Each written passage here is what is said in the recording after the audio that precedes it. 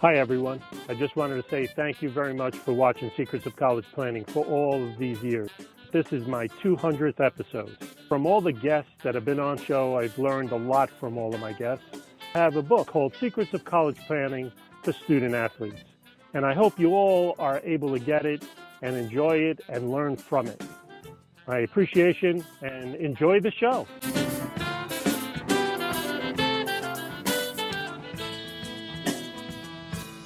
Welcome to the Secrets of College Planning. I'm your host, Anthony Uva, and today we're going to get some insight into athletics at the college level. My guest today is Brad Hurlbut, and he is the athletic director at Fairleigh Dickenson University, Teaneck campus. Welcome to the show. Thanks, Anthony. It's great to be here. Yeah, so Brad, what college did you go to? That's usually my first question. Okay. I went to a small Division III liberal arts school in Ohio, southeastern Ohio, called Marietta College. And they had great baseball there. They won the national championship 2 out of the 4 years that I was there. And I thought that, they have a wonderful petroleum engineering program. And that was back in the 80s. And I thought I was going to be the next, star of Dallas or something like that and run my own company. But I realized I wasn't that smart, so I ended up with a degree in economics, but it served me well, and it was a wonderful school and a great experience. Good. So let's go back in time a little. Let's go into high school. When did you start thinking about going to college? Was it freshman year, high school, senior year? When did it all begin for you? Yeah, I think with my upbringing, it was never considered that you wouldn't go to school. So it was just where you were going to go to school. I was very fortunate to have a family that valued education and post high school. So my grandmother went to a small school in Maryland called Hood College. And, that was very rare back in those days that you would have a grandmother that, had a 4-year degree too. So my father went to Lafayette College and my mom went to Harcum College in right outside of Philadelphia as well. So. Great. Yeah. So you're at college. What's it like? What do you think about the school? When I went to school, yeah, first year, I got to tell you, my freshman year was really difficult. It was hard, and I think that a lot of kids get to school and they're just not sure, is this the right place for them? So you get past that first semester and that first year, and you realize everybody else is kind of in the same boat. And I struggled academically, and I had a stern talk. I'll never forget my mom. Sat me down at Christmas break and said, look, if you're not on Dean's List for the next 4 years, you can go shovel coal for a living, because I'm never going to pay one more red cent for you to go and have fun at school. And that's basically what I was doing. So I heeded my mom's advice, and I was on Dean's List every semester for the rest of my tenure at Marietta College. So yeah, it's a tough transition for everybody, whether you play sports or not. So you graduate from college. How does one go from graduating from college to becoming the athletic director at Fairleigh Dickenson University? Yeah, well, I think, on your show, you've talked to a lot of different athletic directors, and everybody has a different path to getting there. And mine is no different. I graduated with that degree in economics, and my brother at the time was a sports information director at Georgetown University, and I didn't have a job, so I went and I lived with him, and he, obviously that was the heyday, the Patrick Ewing era, and they needed people to do stats at some games, and I got paid $20. So I thought, well, that'd be a fun thing to do. So kind of had an idea about what the industry was like, but I wanted to use my economics degree, so I worked at a technology management consulting firm for a couple years in Fairfax, Virginia, Alexandria, actually. And then I worked for a trade association up on Capitol Hill, and I was a lobbyist until I was 30. And I loved it. It was really exciting to be up on the Hill and meet so many people and learn how the government worked. But then when I was 30, our trade association downsized. And so I was faced with, okay, what am I going to do? And it was a real kind of reality check for me. But my brother at that point had moved on. He worked at the University of Pennsylvania, and he was married, and his wife actually was the first female commissioner of a Division I conference at the Patriot League. So I saw what they did, and they worked a lot of long hours, and there were weekends, but they loved what they were doing. And I had an opportunity to go work for another trade association, and I really didn't like, I knew I didn't have that desire that they had. And so I just tried, and so I decided this is what I was going to do. And, back then there weren't cell phones, and we didn't have email. So you had to write letters to people just to see, hey, could I talk to you? And just about what your job is or how you think I can get into this industry. So I ended up getting internship at the University of Pennsylvania for about 3 months, helping run the Penn Relays. And then that turned into, because of a sports information director that used to be there that was at GW, she gave me an internship. And I did that internship for about 8 months. And luckily for me, a job opened up, a full-time job opened up back at the University of Pennsylvania. And that was my first full-time job in college athletics. And I was at Penn at a wonderful time when, they had a terrific run in the NCAA tournament for basketball. Beat Nebraska in the first round, went to the second round. Matt Maloney and Jerome Allen were our guards, and it was just such a great time. And to be able to work with, a legend like Fran Dunphy, who, went on from Penn to Temple, and I just loved it. So from there, I applied at Northwestern University for a sports information job, and I got that, and that was in 1995. And time certainly flies, doesn't it, Anthony? This is the 25th anniversary of them going to the Rose Bowl. So I arrived there in April of 95, and then that year we go to the Rose Bowl, and they had 25 straight years of losing, of ineptitude. So it was such a wild ride, and that's what is just so special about college athletics, is just so many of the great. There's the highest of highs and the lowest of lows, but to share those with these young men and young ladies, and just to see 25 years later how we were still celebrating that special bond. And the same thing with the players at the University of Pennsylvania as well, from those basketball teams, where we still keep in touch all the time, and doing these type of Zooms. So it's wonderful. But I was at Northwestern for 18 years, and was lucky enough that I had people that believed in me and let me kind of go up the ranks that way, instead of having to move around like so many other people in college athletics have to do. So I had a myriad jobs there. Ended up as a senior associate in charge of operations and capital projects. And as I mentioned to you before, my sister-in-law was in the conference business, and my brother had actually segued into that as well. So I thought, I'll just give this a try, and I got a job at the West Coast Conference, and I was there for a year, and I quickly realized that I missed a college campus. Like I needed, that's just what drove me. It's what gets me up every day, is to be around young men and women, and to help shape their futures, and the coaches. And there's an insanity about being on campus at times, but I just knew that I needed to get back. So I came to Sacred Heart University 5 years ago.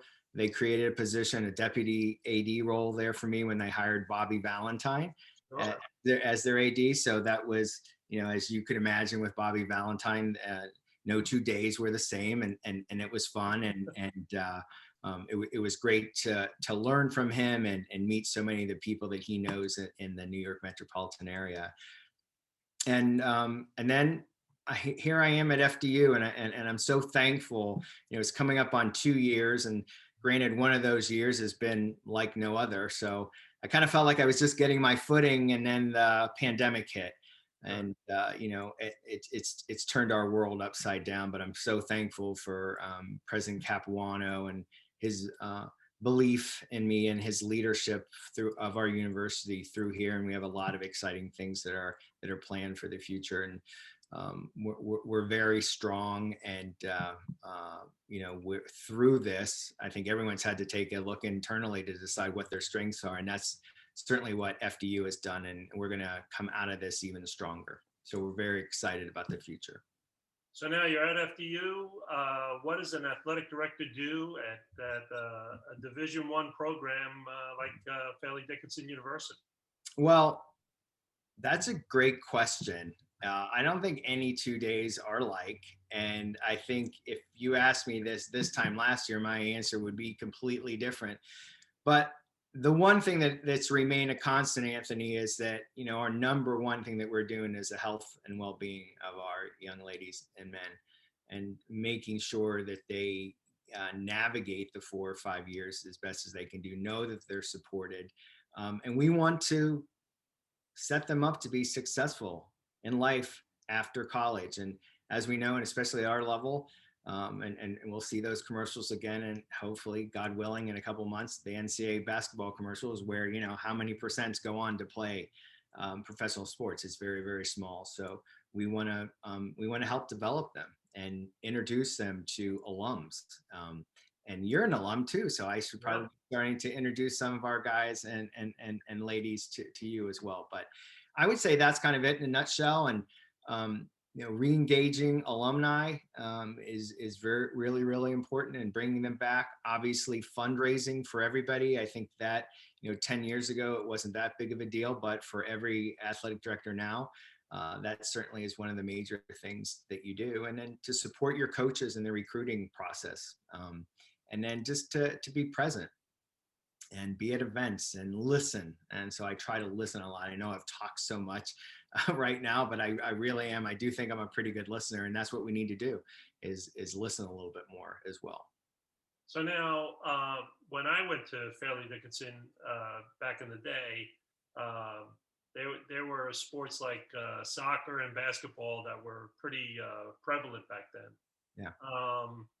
How many sports do you have now? What are the amount of students that are actually part of the sports? Yeah, well, that's a great question, and it's a very timely question too. And I'm glad that you asked that, because we have 19 sports right now, and we are really excited about the announcement of 2 other sports. Men's volleyball is going to become our 20th Division I sport, and we're thrilled with that. We're working with First Point Volleyball Association, who gave us a grant to help us start that, and we're thrilled. And it's great in the demographic what FDU is about, and also in the state of New Jersey, because it's actually the 3rd highest participant sport for boys in high school. So it's a great fit for us. And then our 21st sport is women's lacrosse, and that's been a long time coming for us too. And we're, again, it's perfect for us in this area. And I have a lot of experience with women's volleyball as well. We added that sport at Northwestern, and it's one of the most successful sports that Northwestern's ever had, and we're looking for that on our campus as well. Now, I'm not saying we're going to win 8 national championships like Kelly and Monty Hiller did, but I'm really excited about it and the type of student athlete that it attracts. Sure. And basketball is still a pretty good sport at Fairleigh Dickinson. They usually do go to the NCAA tournament. Yeah, I've been very lucky throughout my career of kind of just on the coattails of people. Same when I went to Penn, and we went on those 2 magical runs in basketball there, and then I go to Northwestern, and we go on that magical run in football. And then, I started here in January 2 years ago, and I was talking to Greg Herenda, who's our head coach, and larger than life guy, and he said, "I promise you, we're going to go this year as well. I'm going to keep your streak alive." And sure enough, we did. They went on this incredible run, and we won our first game ever in the NCAA men's basketball tournament in 2019. So that's just, it's great, and just what it does for the student body and alums like you, and it's just it's great. So yeah, our basketball teams are looking good. Now, the school itself, could you give us a little about the atmosphere of the school, what it's like being there? I haven't been there in 30 years.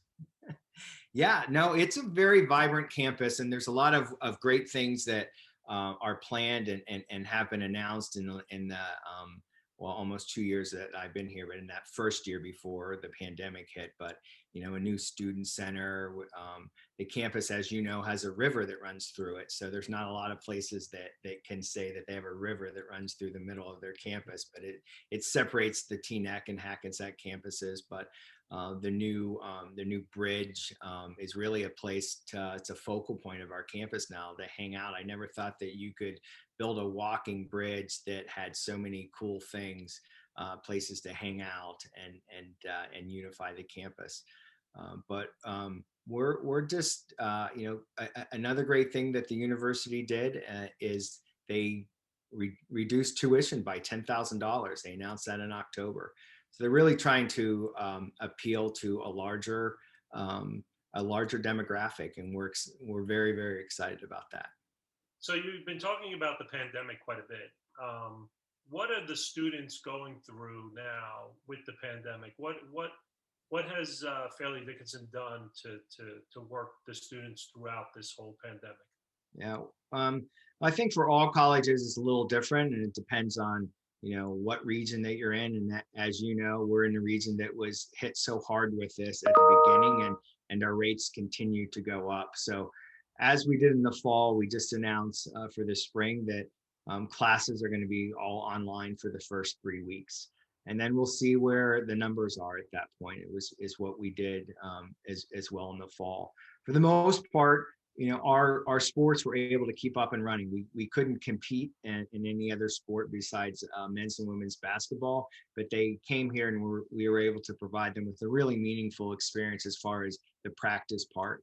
And then the NEC, the Northeast Conference, with which we're a member of, we voted as a group, the presidents did, to have the fall sports play in the spring.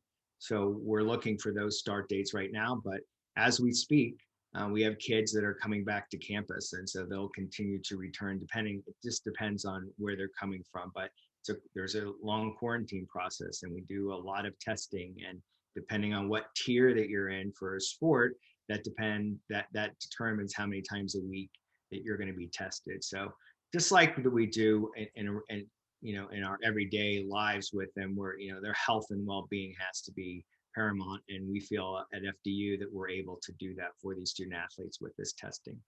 Now, in a normal year, when students come to the school, how does it really all begin for a student? What should a student athlete expect when they come to Fairleigh Dickinson University? Is there something you can give them of what the process is? Well, if you're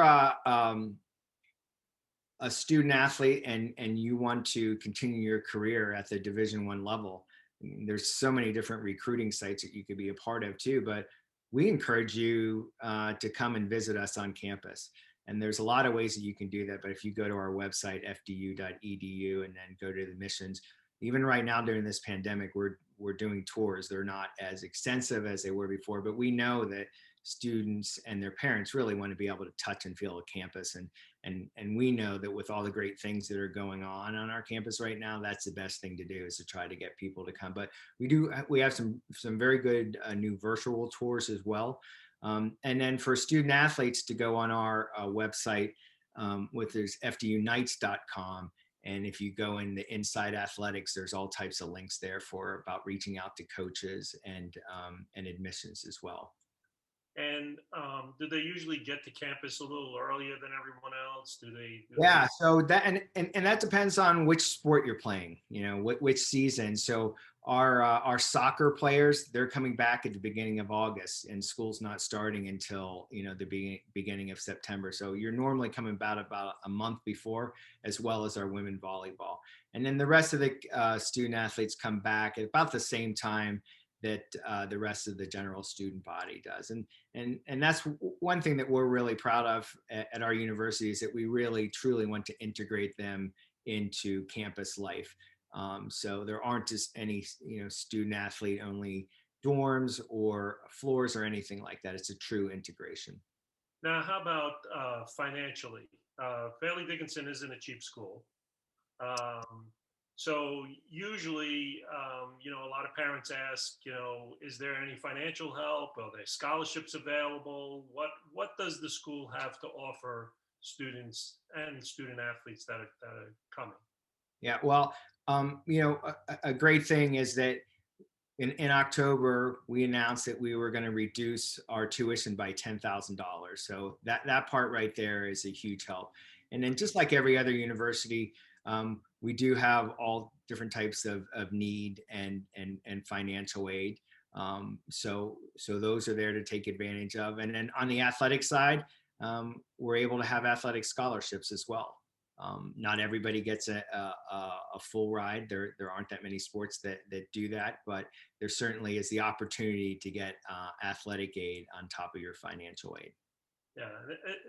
Does the school help in like merit and things of that sort if they come to the school and ask? Yes, absolutely. And there's a form that you go through there. Um, and financial aid is great to work with on that. So we can put the package together for you, and you're going to know what you're going to pay for each year of your 4 years there, or 5. And what are some of the schools that Fairleigh Dickinson plays against in their sports? Well, we're a member of the Northeast Conference, so just over the river is Wagner College and St. Francis Brooklyn and LIU. As I mentioned before, I was at Sacred Heart, and that's a member institution. Central Connecticut State is right in the footprint here. And then we go as far north as Merrimack College, which is right outside of Boston and outside of Providence, Rhode Island. We have Bryant. And then we go west to St. Francis University, which is closer to Pittsburgh. And then we go as far south as Mount St. Mary's, which is in Emmitsburg, Maryland. Wow. Yeah, so we have 10 altogether. So how do people find Fairleigh Dickinson University? Do you go out and recruit? Do they go and do things at high schools? Do they just do a lot of billboards? What does Fairleigh Dickinson do as marketing? I would say yes, yes, and yes to all that. But yeah, no, I think our coaches do a wonderful job of being on the recruiting trail. Our admissions office does as well.